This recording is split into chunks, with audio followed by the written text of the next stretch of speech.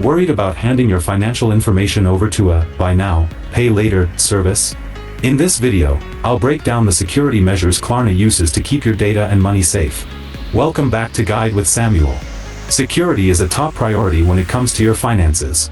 The short answer is yes, Klarna is generally considered safe to use, and here's why. Klarna is a legitimate, publicly traded bank licensed in the EU. This means it is subject to strict European financial regulations and data protection laws, like GDPR. They use industry-standard encryption to protect your data during transactions. Your full bank details are never shared directly with the merchant. Klarna acts as a secure middleman. They also offer fraud monitoring and purchase protection. If you don't receive your items, you can dispute the transaction through Klarna. A crucial pro tip: the biggest safety risk is on your end.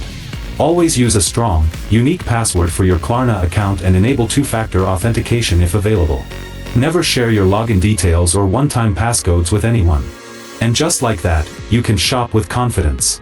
Understanding Klarna's security measures helps you make an informed decision. What's your biggest concern when using financial apps like Klarna? Security, overspending, or something else? Share your thoughts. To go deeper, subscribe for our next video on how Klarna works safely.